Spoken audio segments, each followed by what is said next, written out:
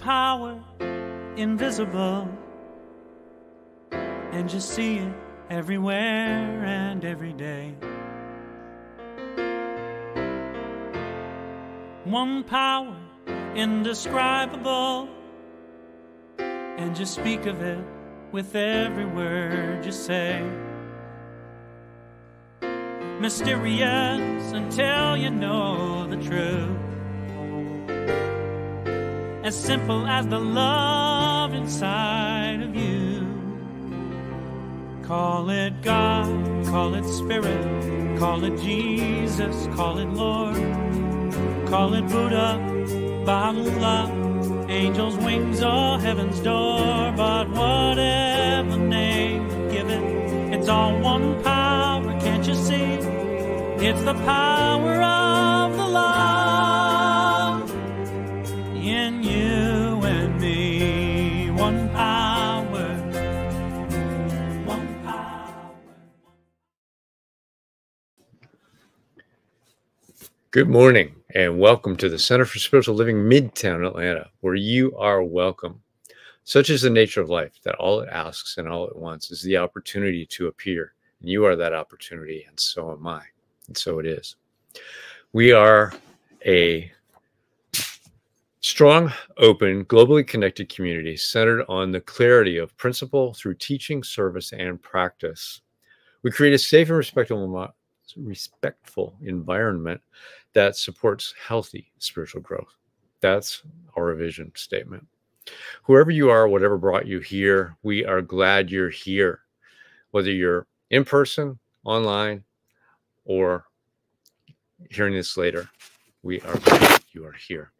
So now, for a better understanding of who we are and what we teach, please listen to our Declaration of Principles as written by our founder, Dr. Ernest Holmes.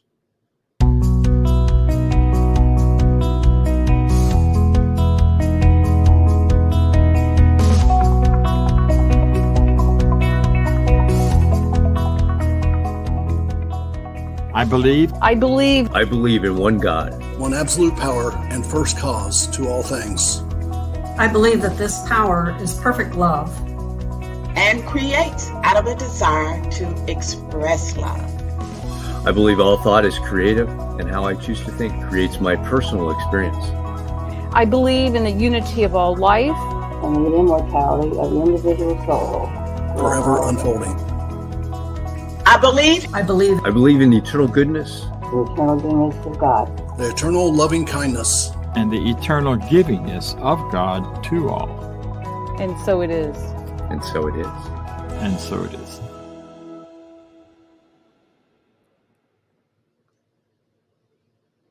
And so it is.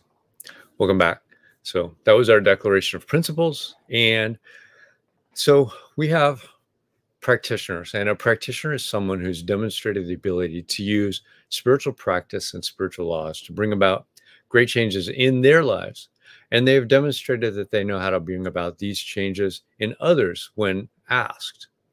Licensed by Centers for Spiritual Living, they are available to you to provide spiritual guidance and support in those areas where you're looking for assistance. And you can contact them through our website at cslmidtown.org. Today, we have one of our wonderful practitioners to share with us good ideas and an affirmative prayer called the Spiritual Mind Treatment. This morning, we've got Norma Roberts. Thanks.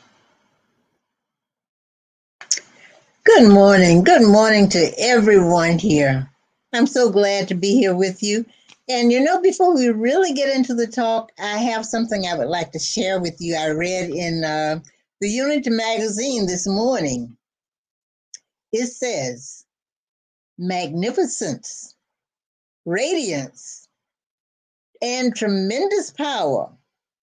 These are the awe-inspiring qualities that describes the glory of God. Because I am a living expression of spirit, these glorious attributes are also part of my spiritual nature. In the peace of prayer, exquisite awareness of God's glory fills my mind and heart. Everyone is God's living expression. a reflection of divine glory, just as I am. Even when my limited human perception has not yet perceived it, my faith shows me this truth about every person I meet. As my awareness of glory within awakens, spiritual wisdom, understanding, and love teach me to cooperate with all who seek to build greater harmony, abundance, and compassion among all humankind. This was today's lesson. But now we have been instructed that mind creates all. To many individuals, this idea is difficult to accept, express, or explain. However, there's a way that the spirit that I am, that you are, will recognize the way and the how of creation and showing that it is not what it appears. It is not this physical thing that our eyes sees.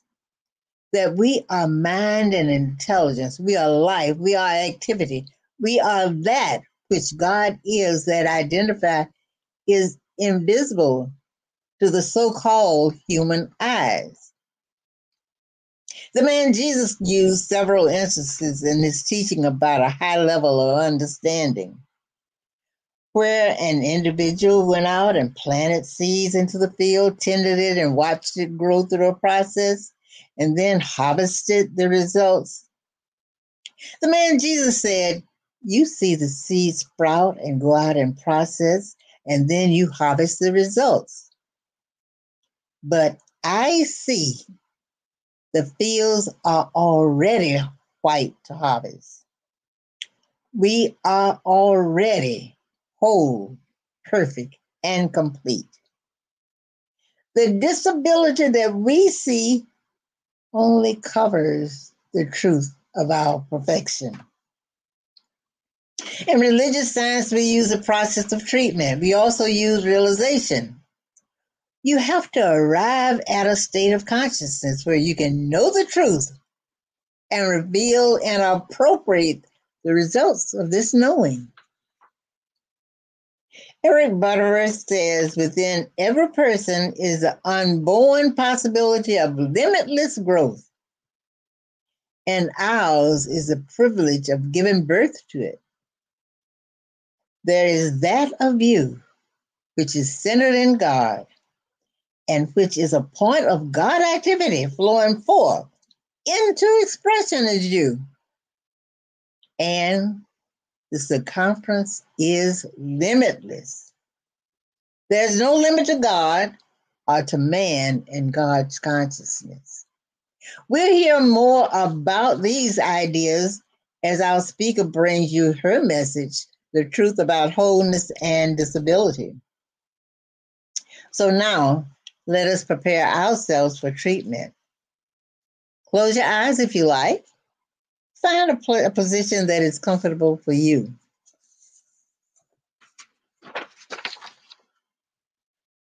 As we prepare ourselves for treatment, let us take a deep cleansing breath. Relax as I speak in the first person. You may accept for yourself anything that resonates with you. Let us know there is but one life. That life is God. That life is my life right here and right now. There is one mind, the mind of God, and that mind is creative. I declare in this mind the perfect harmonies, operation, and infinite universe.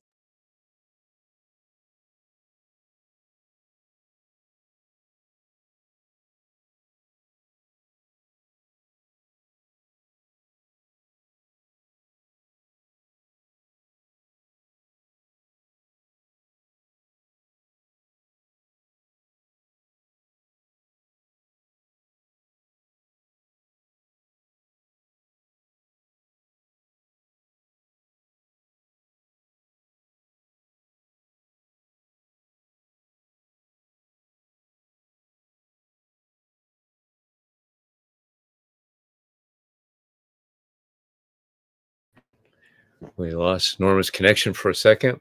We will get her back, but we're going to go to our music for reflection before we go to our speaker. Thanks.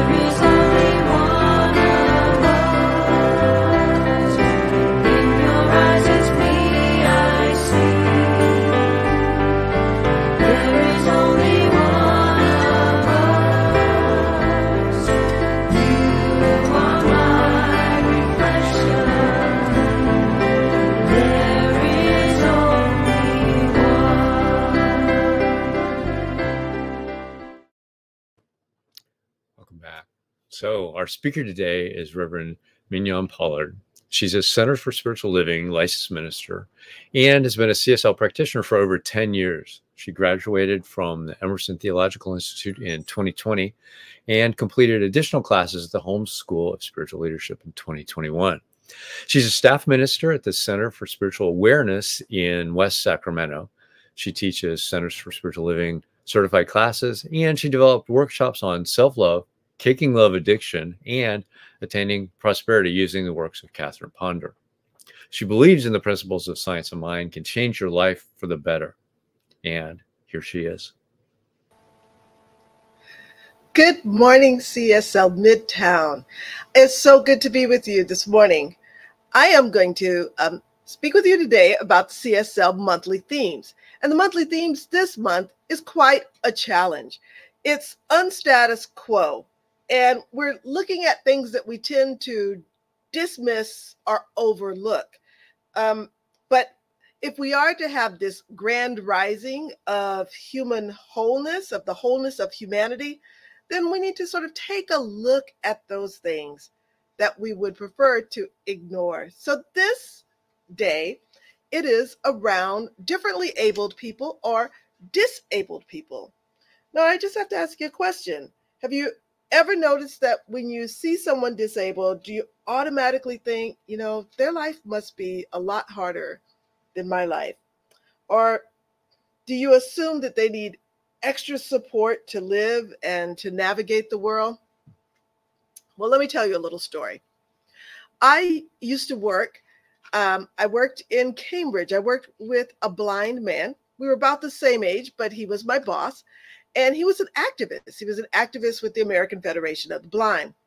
And one day he had a meeting, but all the people that came to the meeting at this office, they were all blind.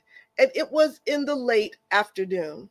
So I was serving as an assistant, sort of helping everyone, making sure everybody was comfortable, making sure everybody had everything they wanted, taking notes on the meeting. And at one point, at the late afternoon, the sun started to go down. And I was in this room and I just didn't move. And slowly, the room got dark. Well, in sort of helping someone, I went to go get a glass of water or something of such. And I ran smack dab into a table. Boom, there was. And they all kind of stopped and they listened and they said, "Mignonne?" And I said, "Yes." They're like, is it dark outside? I'm like, "Yes." And they're like, "Did you turn on the lights?" And I was like, "No." And they kind of all like had this really big giggle. And they were like, "We don't need the lights, but you need the lights. And it's okay if you turn on the lights." So really, it's just a matter of perspective, right? So I turned on the lights and everything went well in the meeting, but I just never remember. I was just like, everybody's just moving right along, doing their thing. And, the sun goes down and they're just sailing right along. Well, I definitely remember that story from my life and just sort of being comfortable in a situation and getting permission to actually turn on the lights. But wholeness in physical conditions, it's an inherent part of our spiritual essence, and it's within each individual. So we are all whole, whether we have disabilities or differences, and those who are differently abled are unique expressions of the one Spirit. Now, I just want to tell you this quote that Ernest Holmes says, and it's what we need to keep in the forefront of our mind. So our first quote, if we can put it up, is this. It's Ernest Holmes' teachings emphasize that every person, without exception, is an individualization of God. Every person. So it doesn't matter whether you are what we would call physically abled or if you are differently abled, you are that individualization of God. That is our deep belief. We don't believe that a disability is a result of a sin or something that we've done wrong in this generation or generations past. We believe that it's just a different expression of the one. And no matter what's brought you here to this life, if you're breathing here now, you too are that individualization of the one God. And just to keep in mind, our second quote is this.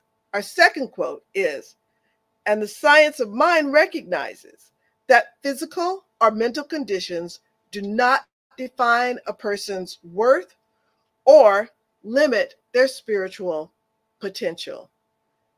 Your physical or mental condition does not define your worth. I had a teacher, she would always say, if you are breathing, you are worthy. And she'd have us say it, breathing, worthy. Breathing worthy. Now, for me, I had an opportunity, a great opportunity, to go to Paris the second week of August. And it was to watch the Olympic Games in person. And it was a marvelous trip. It's something I will never forget and something I will always treasure. But the thing about the Olympics, the games, the venues, the athletes, it was all complete. It was all marvelous. But there's something that happens, and it's going to happen this next week, starting August 28th. And it's called the Paralympics. With every Olympic game comes a twin set of games, the Paralympics. And that is people who are differently able or who have some type of assistance in their body. And they play similar games. They have basketball, they have archery, they have horseback riding, they have all of the different sports, and they compete. This Paralympics, from my perspective, is a demonstration that no matter what the physical condition, that the competition in sports is available.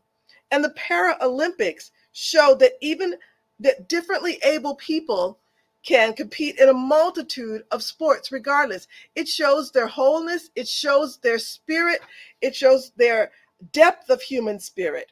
And it's a way to see wholeness in the world, this wholeness and this oneness, as they are transcending their physical and mental limitations. So if you need a sort of a boost or a reminder of the absolute wholeness of all people, then the Paralympics is a good place to just see the joy and the wonderment of the human spirit in action. And that's this coming week, and it'll be on for 2 weeks, the Paralympics, also held in Paris, France. Now, disability. My first real encounter with people who are differently abled, it was always not to honor a deficit model. I think we think about disabilities in a deficit model. Back in the late 1980s to the early 1990s, I worked at a place called the Office of Management and Budget in Washington, D.C. I started under the Reagan administration, and I worked between the Reagan and Bush administration. And the Office of Management and Budget is an arm of the executive cabinet of the president.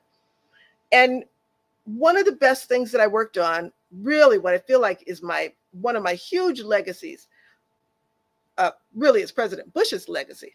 But since I was a main author behind the scenes and unknown of helping him work this through the Congress, it was the American with Disabilities Act. Oh my gosh, such an uproar happened in 1990 when it was finally signed. And when I say Bush, I mean the father, George H. Bush.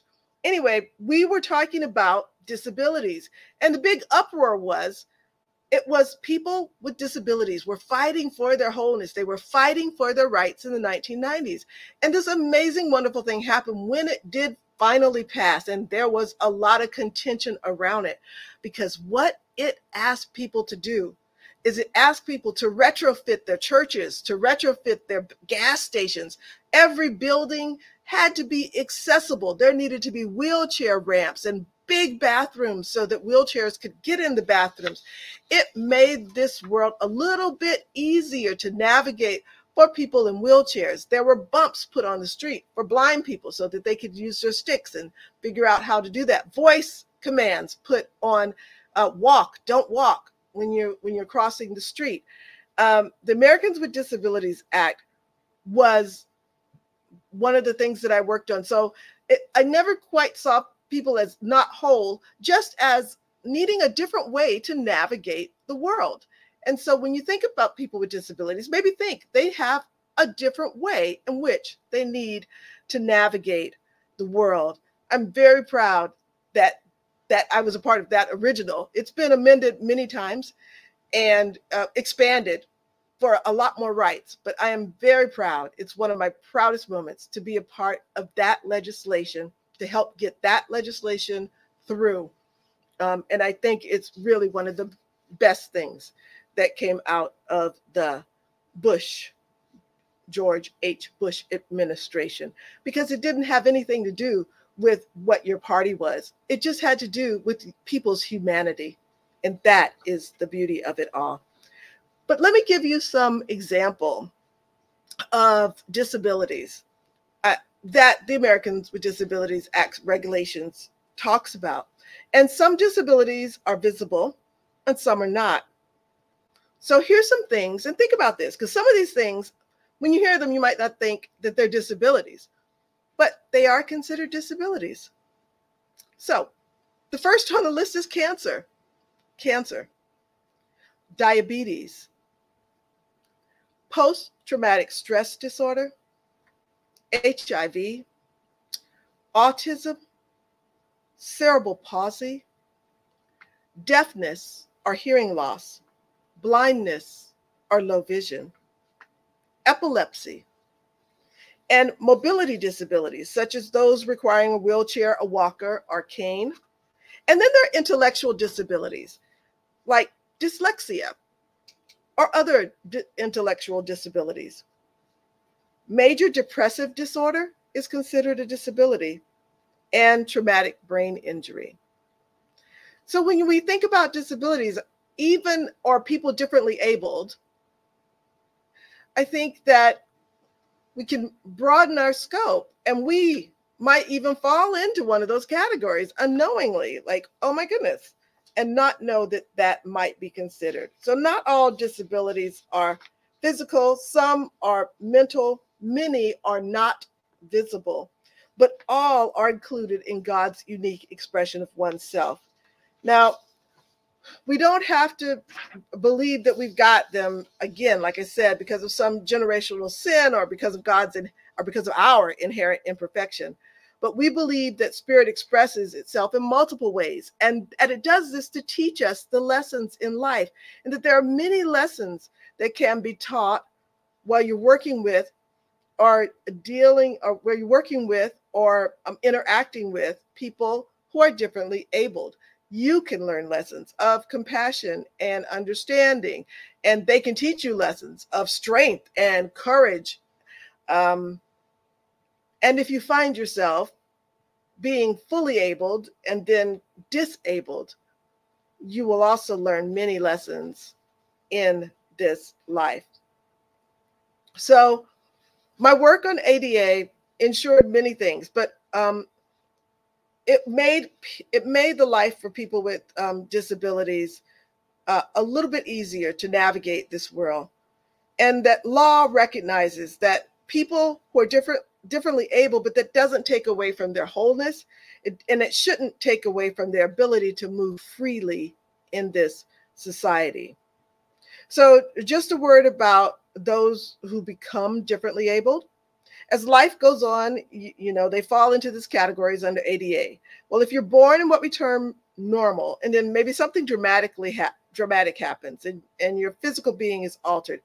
If you're born what we call able-bodied, and you go through something that puts you in this disability column, it can be a testament to your faith. You know that there are lessons that can and will be learned, and it's all about your wholeness and your beliefs. And if you're born differently able, there may be reasons for this. There may be lessons that you learn as you walk through your life for yourself and for the others you interact with. Now, I grew up, and I've told you this before, I tell everyone, in St. Augustine, Florida, little town in St. Augustine, Florida. But that little town houses the state school for the deaf and blind. And out of that school came two very famous musicians, which, I'm not sure we think of them at all as disabled. Ray Charles, who came through in my grandmother's time and was quite a ladies' man, I understand, not at all disabled, just differently abled. And Marcus Roberts, quite a gentleman, who is a famous jazz musician. And Marcus is a year ahead of me in school. And I love it because everywhere he is, I go, and if I see him, I go and I say hello. But their blindness, didn't stop them from attending our high school. We had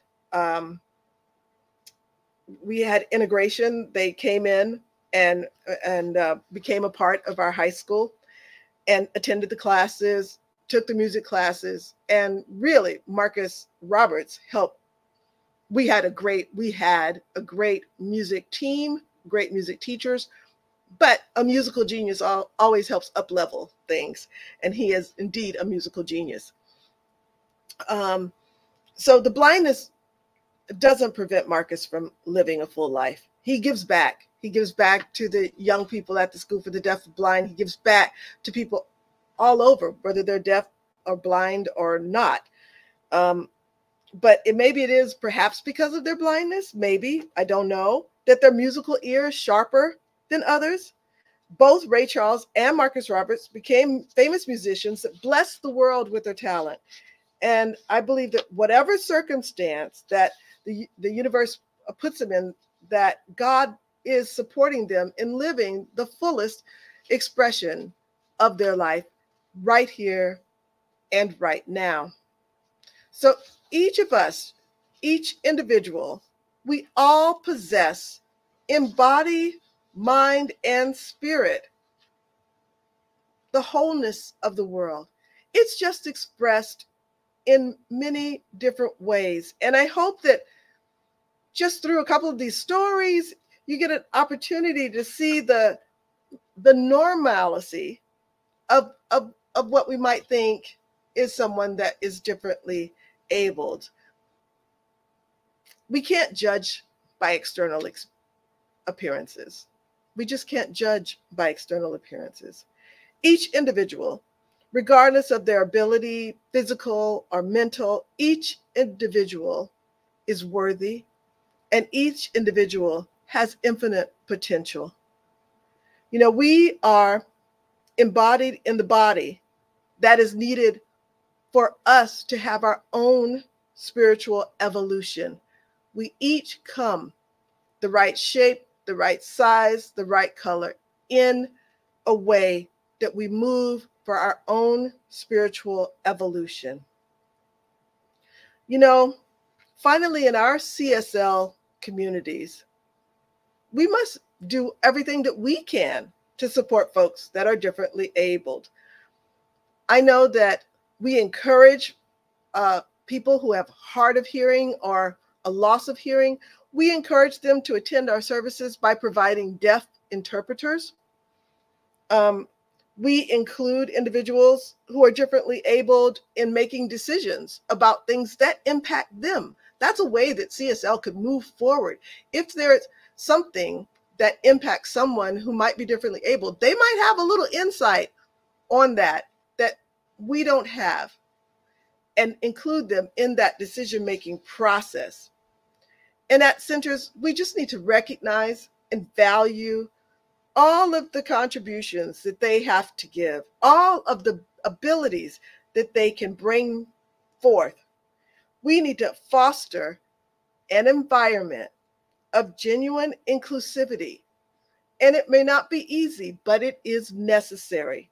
We need to create that space where each and every person feels welcome, feels loved, and can express their wholeness.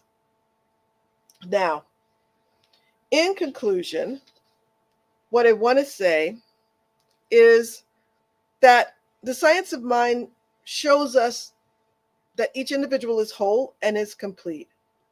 And that as we openly embrace people with disabilities, people who are differently abled,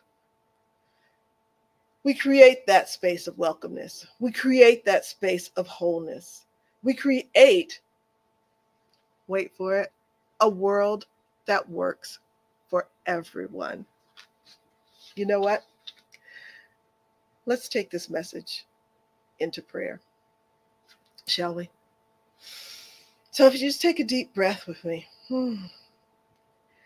And I'm just recognizing that one God, that one presence, that one energy that is back behind all, that energy that gives us the beautiful smell of the lavender field, that gives us the wonderful texture of sand running through our hands, that wonderful energy that expresses itself not only in colors and shapes, but in the gentle flow of the waves as they brush across our feet, in all types of feelings. This energy expresses itself as the gentle kiss of the ocean breeze against our cheek. This energy is an energy that is expressing itself in a multitude of ways. And that energy, that creativity, that wholeness of energy is the wholeness that is me. And it is the wholeness that is each and every person here.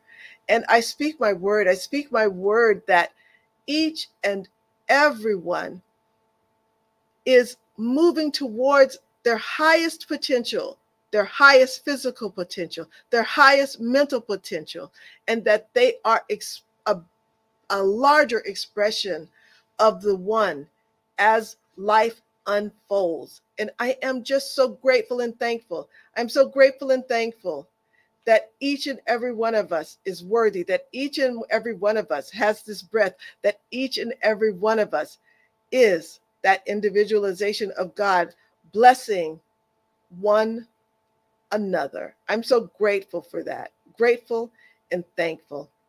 And I release this word into the law, and together we say, so it is, and so it is, so it is. Thank you.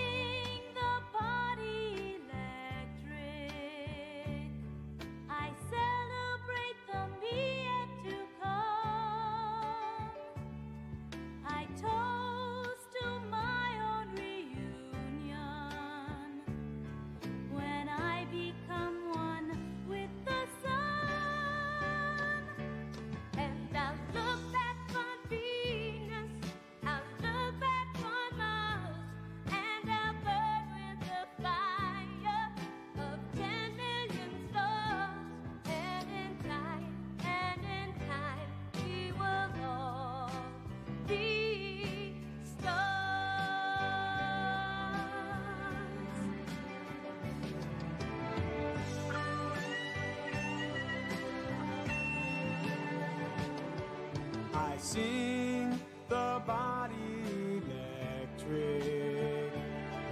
I glory in the glow of rebirth, creating my own tomorrow when I shall embody the earth. And I'll serenade Venus, I'll serenade Mars, and I'll burn with the fire of 10 million stars. And in time, we will all be stars. Yeah. Ooh, yeah.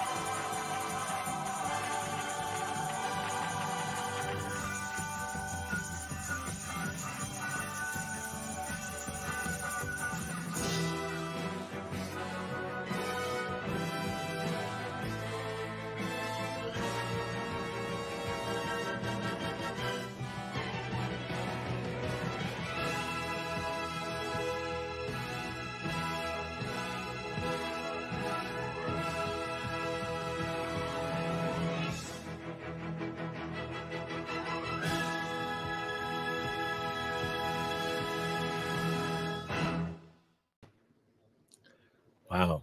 Reverend Pollard selected that song after her talk. So we got that amazing song from the movie Fame. So there was a lot going on today with that differently abled wholeness that we all embody. And thank you for that amazing talk this morning. So with that, we bring to you every week amazing speakers, amazing talks, and that uplift us, uplift our consciousness. And to do that, we need your help. So we get a lot from many of you, and we appreciate all those contributions. They keep us going, keep this center here, bringing this about. So if you would now, you can choose to donate. You can go to cslmidtown.org/donate. You can, if you're online, scan the QR code. That will take you directly to that site. And if you will now say with me our affirmation of prosperity. I live in a universe of abundance. As I freely and joyfully give, I join in the divine flow, and all that I share with life returns to me multiplied abundantly. And so it is. I've got a few announcements coming up. Thank you, Norma, for being our practitioner today. Next week, we start our September theme, Pieces into the Peace, and we've got Reverend Dr. David Alexander as our speaker in person. So if you're in Atlanta, you can join us for the potluck at the Garden Hills Community Center. If you're online, we will broadcast it out to you and record it and have it for later. And remember, this is for October. We're not going to meet the first Sunday. We're going to meet the second Sunday. So next week, we're in person. And the following week, we will be online for the rest of the month.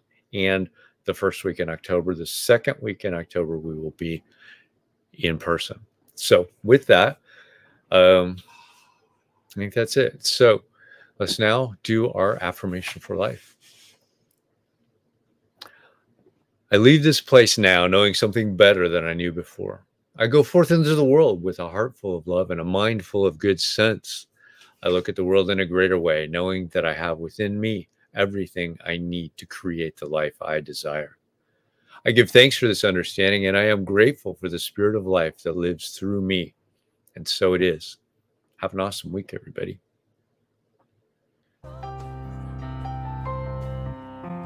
Hey, I'm so grateful.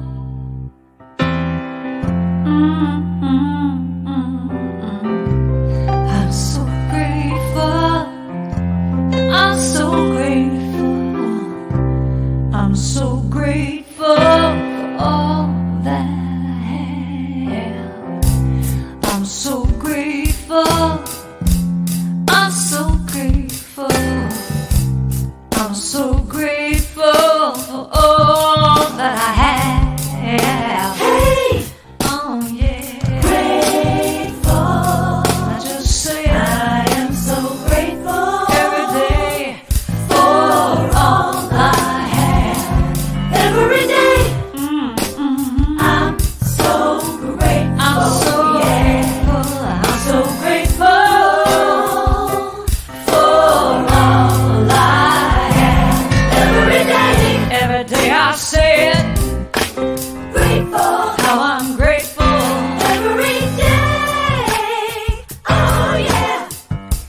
I am so grateful. Oh yeah. So grateful. 'Cause I accept and I receive. I am so grateful. Oh yes, I am. I am so grateful. Hey, grateful. I'll just count my